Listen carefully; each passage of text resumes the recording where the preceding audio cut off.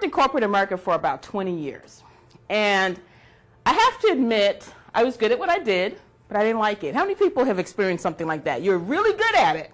You're excelling at it even. You know, people are coming to you for advice and support and coaching and mentoring, but you don't tell anybody, but secretly, you can't wait to not do this anymore. Well, that was my experience. And the interesting thing is that I had a customer, I was the largest customer in the sales center. I was the top salesperson in the organization. Every single day of my life, I was threatened with the possibility of losing my job because all it would take was one call from the commissioner and it would be over.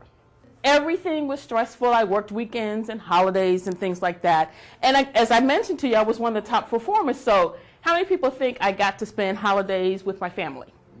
Not much, right? I remember there was this one time that my brother came in from New York and he brought his new girlfriend. He was excited to introduce me to her. I had an RFP and it had to be out. Now everybody else was at home with their families, but my team, we were working on this RFP. But I remember distinctly that I was sitting there working on this RFP and my brother wanted to talk to me and introduce me, and I pretty much said, "Hey, how you doing? Can't talk, I'm sorry, I gotta get back to work."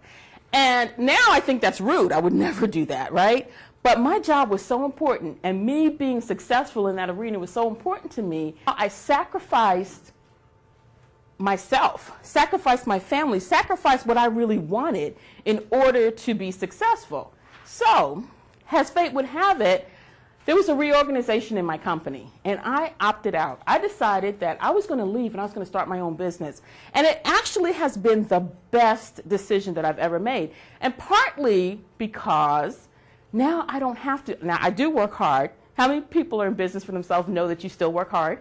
Okay, so I still work hard, but the joy that I get from doing what I'm doing, first off, I'm doing what I love doing. And the joy that I'm getting from doing what I'm doing is so completely different. The satisfaction is completely different.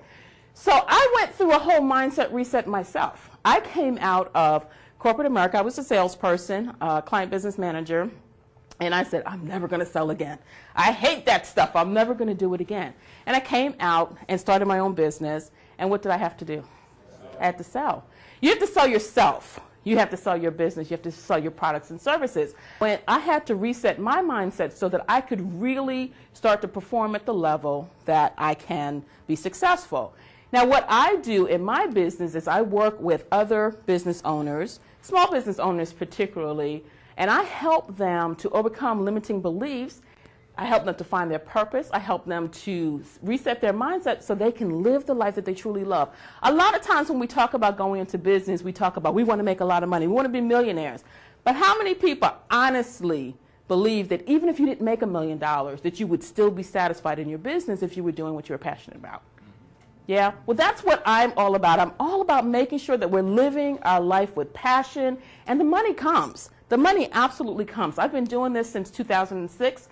And I consider myself to be successful because I have freedom, flexibility, and I have favor.